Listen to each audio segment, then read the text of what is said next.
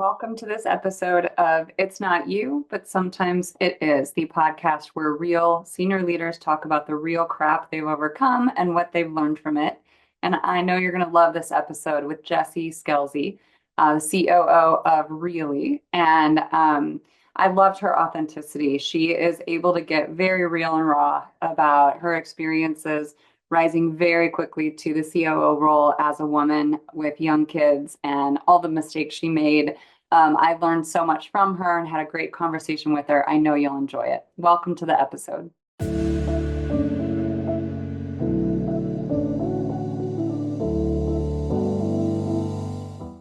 Jessie, thank you so much for being here on the podcast with us. And a quick introduction for you, but I'll let you talk more about your glorious accomplishments. You are the COO of a company called Really. And can you give us a little bit of background, Jessie, about the arc of your career and how you got into a C-suite role?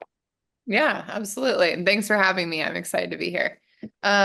So my career has been interesting in that it hasn't been in one role type or one industry, but the key kind of anchor point across all of my experiences has been relationships. When I first started my career in tech, it was back in 2013.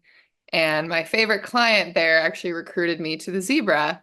That's kind of where my career really took off. I came over there to help them establish some relationships and kind of get their foundation done. It was a Series A, $4 million business at the time. But that relationship is what has kind of opened doors for me as my career has progressed. It was the co-founder, Josh Dzibiak, recruited me there, but he and the other founder, Adam Lyons, is the current CEO and founder of Really. And so it's just an interesting journey of, he years later reached back out to me after we had kind of gone our separate ways and focused on other businesses. And he started a new business and was looking for someone with my style of leadership and kind of operational rigor that he needed to add to the company, and reached out to me and said we needed Jessie, and I came over there. So I just love despite kind of going from insurance to mass participation endurance events to telecom, the main thing has been, really building relationships and making sure that I treat people well and that I deliver on, my promises and impact. And those have continued to open doors for me years down the road when I couldn't have expected it. They just, come when the timing is right. So, Yeah. Well, and we all create opportunity and luck a little bit ourselves, right? With being exceptional, working hard, and you've got a cool mix of having the discipline around processes and order and high standards with being still really attuned to people. And oftentimes I see when someone's really strong in one, not so much at the other, and you've kind of got a superpower when you've got both, right? yeah, absolutely. Yeah. Yeah, so you've been in lots of different settings and come into different companies that were in various states of disarray or unique, fun little friction points. Can you give us an example of something that, some sort of friction within a business that you had to overcome and it was on your plate? What was it? What was the hardest thing about it? And what did you learn from your work in addressing it? Yeah. I kind of answer that in twofold, especially because my personal life and my work life has overlap. I've integrated it so much that some of the challenges that I've experienced is making that harmonious, the home life and being a working mom, and also being an executive responsible for leading people and being able to make sure that I'm delivering as much as I possibly can in each of those cups. Mhm. So one is kind of just people related, and that my one of the challenges that I would say was a bigger one was being able to show up as my best self in both settings when I felt like I was in a new environment for both. One, I had just had my second daughter and she was 6 months old, and I took a new job. And so I was kind of figuring out the 1 to 2 transition, which people say one is one and two is 10. It was like it completely knocked my socks off. My husband too, like we were very much trying to figure out how to manage all the chaos with both of us having full-time jobs and little people dependent on us, and then add the variable of taking a new job, which was global, and so I had to travel internationally for it. That was really challenging. I felt like I was just kind of missing the mark everywhere. Mm-hmm. And I really had to lean in, look inward, talk to my husband. We had lots of conversations, and it really helped us to refine in that moment of discomfort, like what are our non-negotiables? How do we make sure that we're thriving in our careers and also taking care of our family?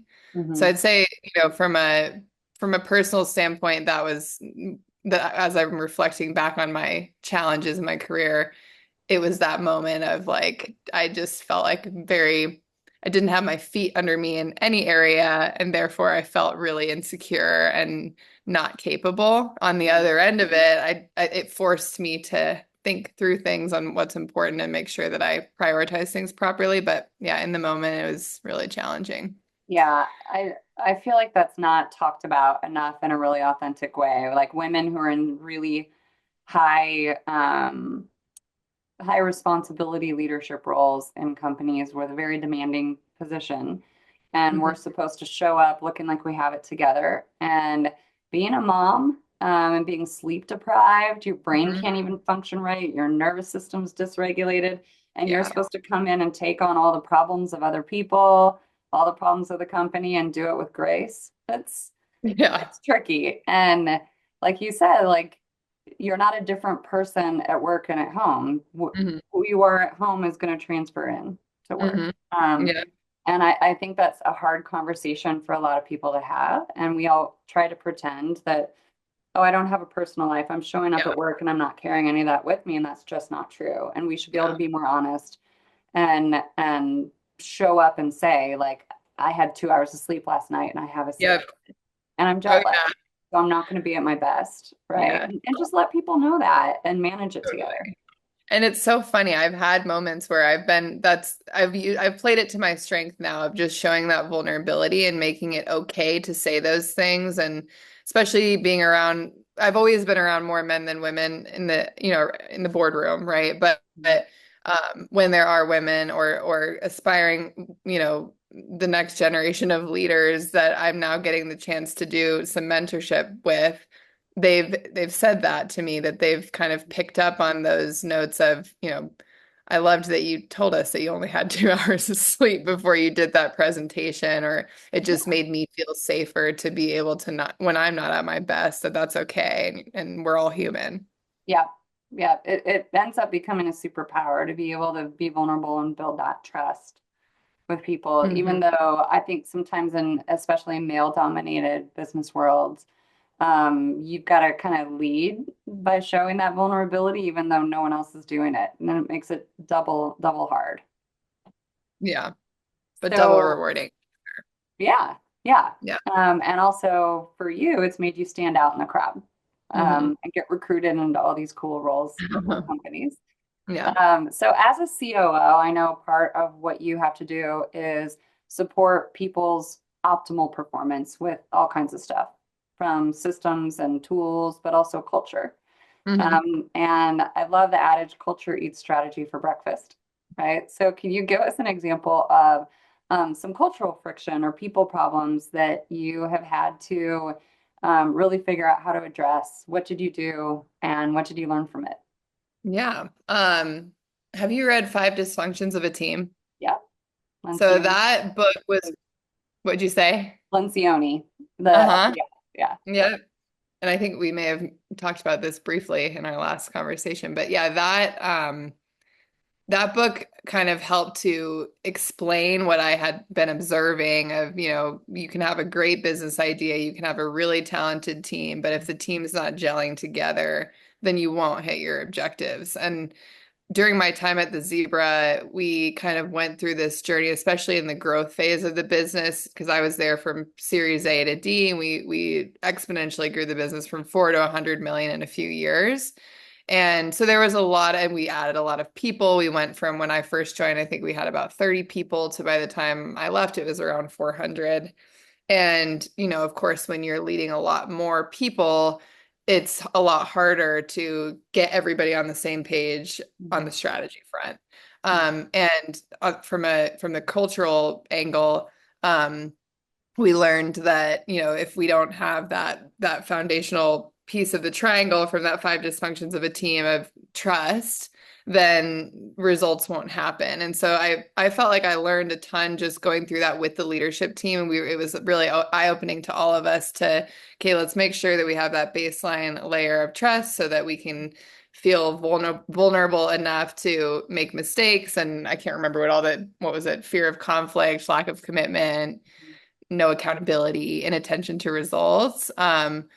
It was really eye-opening to be like, oh, we can see these things happening, and it's because the foundational issue is that the team doesn't have that layer of trust that we need to have. And so doing that hard work together interpersonally to make sure that the strategy can be executed against and done well, um, was really insightful, and we learned a ton from that experience.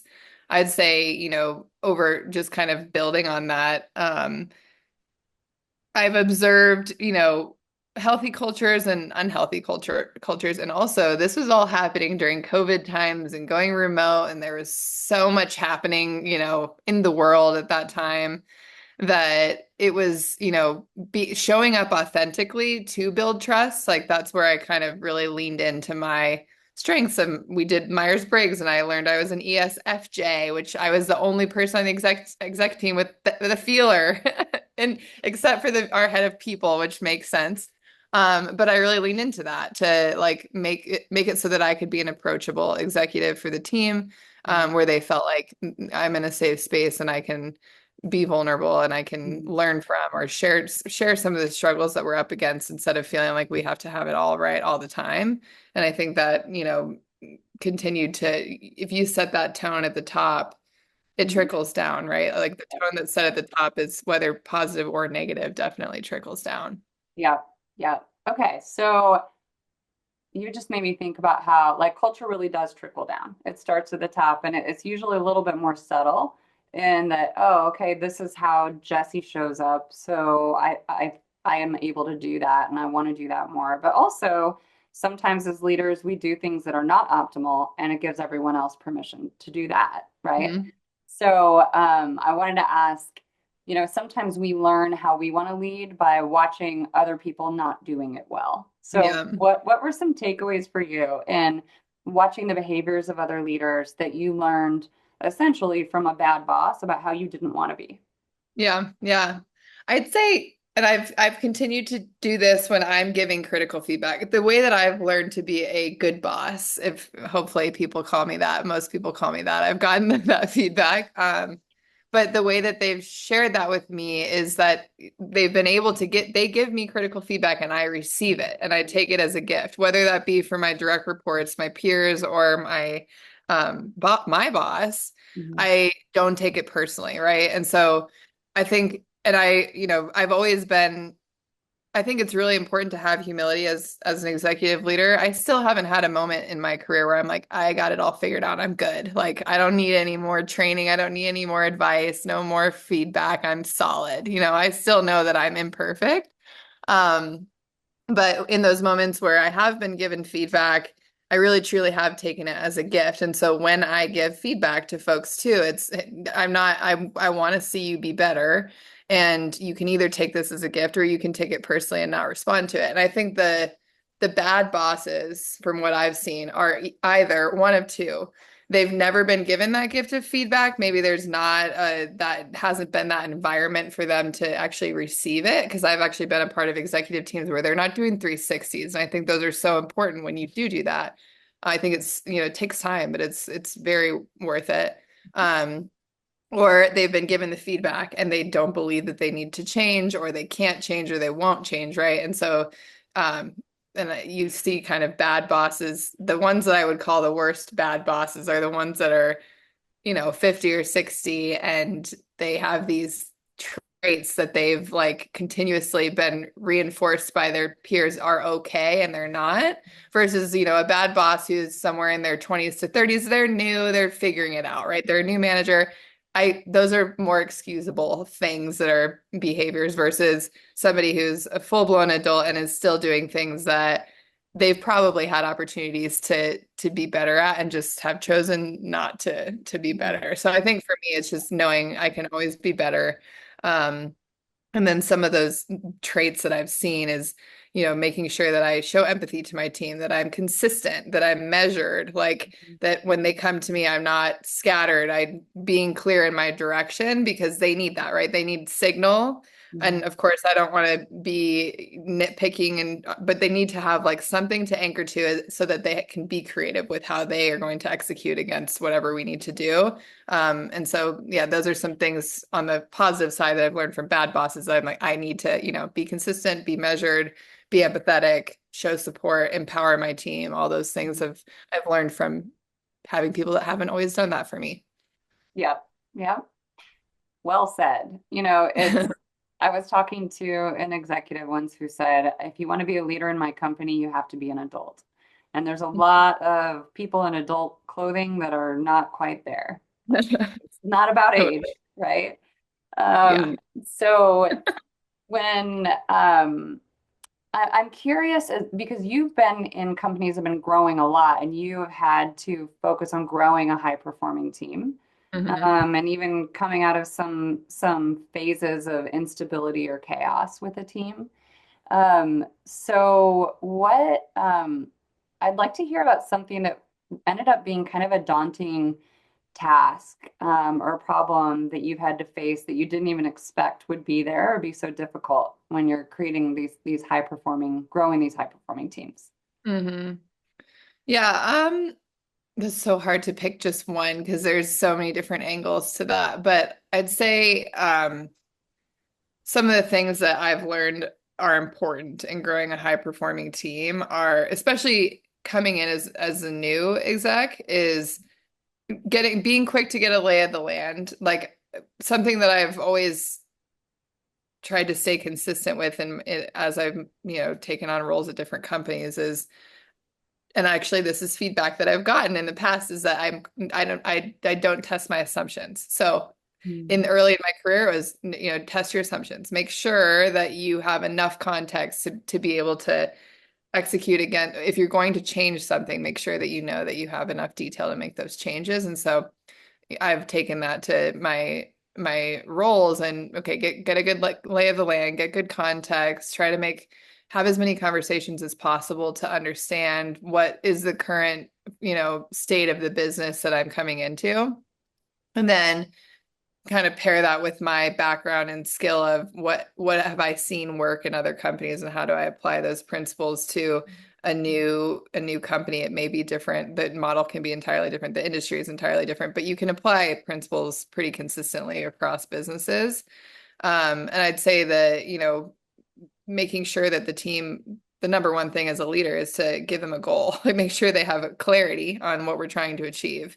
And it needs to be one or two or three, maybe max goals instead of you got to do all of this all at once. Every, you guys are a super successful and capable team and we have 100 people and therefore we can do 100 things. No, that's not the case. Trying to be really selective on what are the most important things that we need to get done and be transparent on that with the team so that they feel unified, cohesive, they're aligned, they're all on one team, right? Because if you set too many different goals for different people, they may start to, Mhm. conflict with each other. So that would, I'd say from a leadership perspective, being really consistent and clear on the goal. And then on the people side, um, high performing teams are created by having high standards, right? And sticking to those standards. And so I've I'm pretty, and maybe this is viewed as harsh from different types of leaders, but for me, I have a high bar for the team that I lead. And if people are missing the mark, it does a huge disservice to your A players to keep the C players around. And so while no one likes to make these decisions, it's really important to get a good grasp on who are the high performers, who are the low performers, either coach the low performers, get them up or get them out, but try to do it quickly because what will happen if you don't you lose your A players. They're not motivated. They need to be motivated by their peers. They need to be rewarded by their hard work. And Mhm. so I put a lot of my energy into the high performers. Of course, I want to coach and develop the low ones, but if they're not willing to or not capable of getting up to that same standard of the top performers, then it's not helping anybody to keep them around.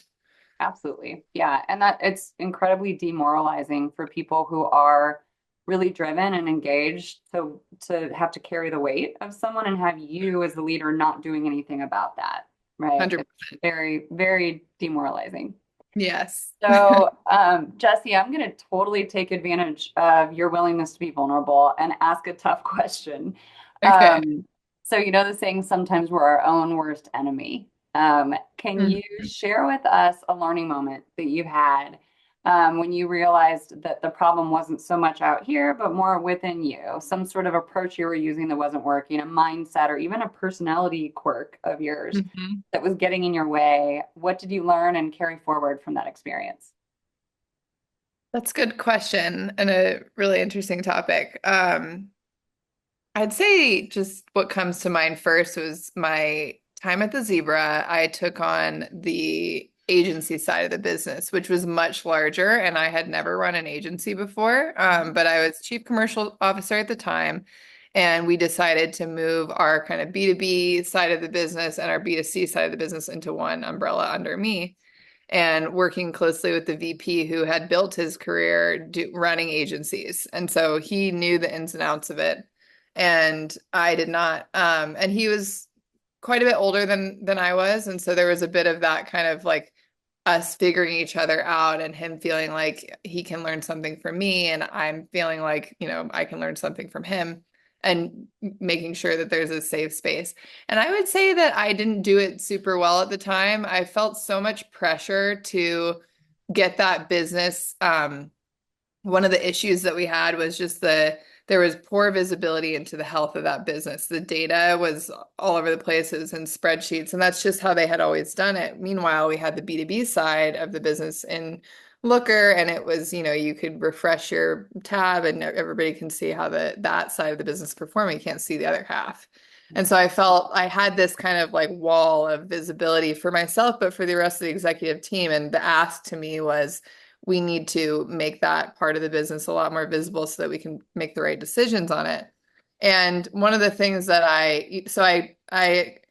I've been described by my peers as being tenacious, which I think can be a great skill, but I don't mean to be intimidating, but I've learned now that people find me intimidating sometimes. And so when I would ask questions, it was never like meant to undermine this VP, but I later learned that's how he felt. And so I think and we had some good conversations later about that when I was asking questions.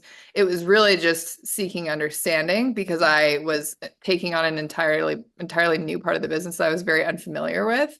But I probably jumped too much into the tactics and didn't spend enough time up front saying, being complimentary of you've run a great team, you've run a great business. I'm not, challenging every decision that you've made. I'm really just trying to understand. I didn't do those things. And later he expressed, that it felt like I was just kind of steamrolling and trying, it was stressing him out because it was his area of the business. So I learned a lot from that experience and I've always tried to start instead of just jumping straight into the tactics with the team member, having that make sure that they know that I'm not undermining them and that I really am just trying to understand as I take on more responsibility.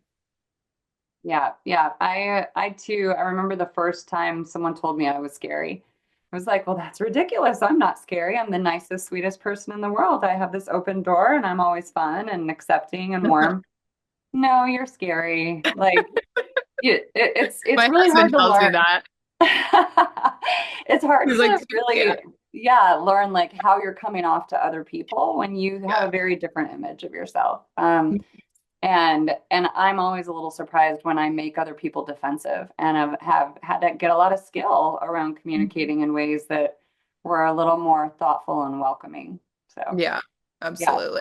And sometimes it takes the people closest to you to give you that feedback. Like I'll never forget my sister one time. She tells me, because my view of myself is also who I've been before I became an executive. And yes, I know my role has conditioned me in certain ways, but she told me that. She's like, I don't think you realize how much your role has conditioned you into being this person as an executive. Like you sometimes you need to take off those layers sometimes to make yourself less scary, both to your family sometimes, because I am such a I'm definitely an operator and I like to execute and I'm a structure is that's my like style. But it can be hard on some people where they're just like, can you just show me the person before you just jump right into the tactics? Yeah. Yeah. So, I'm wondering too, for you in particular, you've come really, really far over the last decade, gained a ton of skill, accomplished so much. If you Mhm. could go back in time to you 10 or even 15 years ago, what is the number one piece of advice you wish you could give you at that time? Yeah, I would say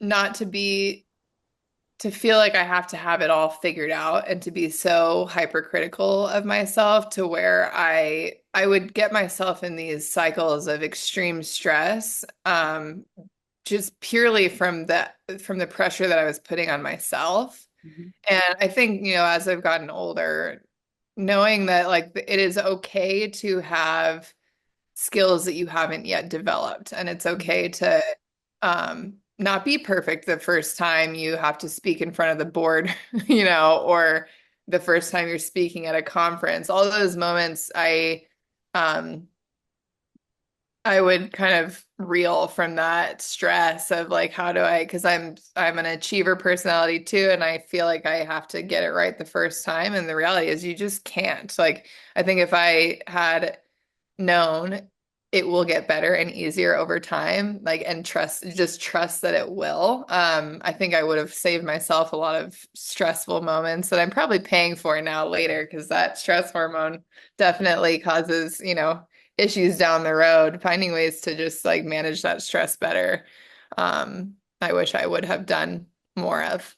Yeah, it's for those of us that are really driven and passionate and are the achievers, right? Sometimes we're totally our own worst enemy in creating all this unnecessary stress. Like Mhm.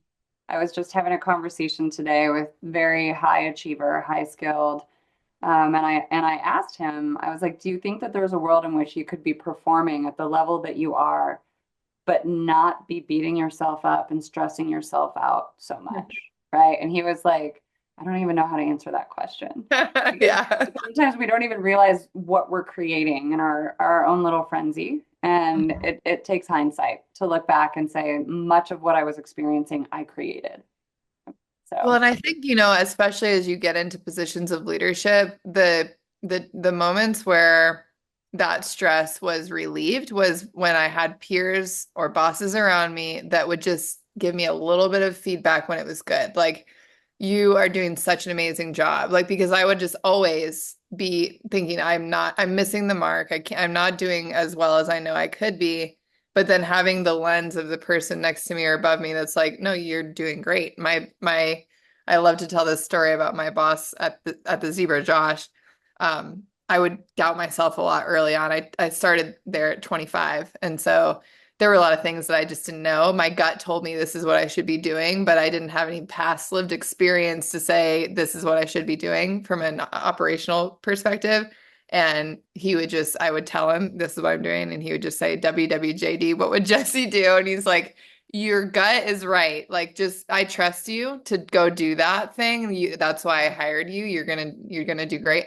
And I just need to have someone tell me, like, you're good. You got it. And I'm not questioning you. And come to me if you need me. But just having that real faith and trust by my boss was so invaluable to check myself when I'm like starting to be overly critical of the decisions or thoughts that I have.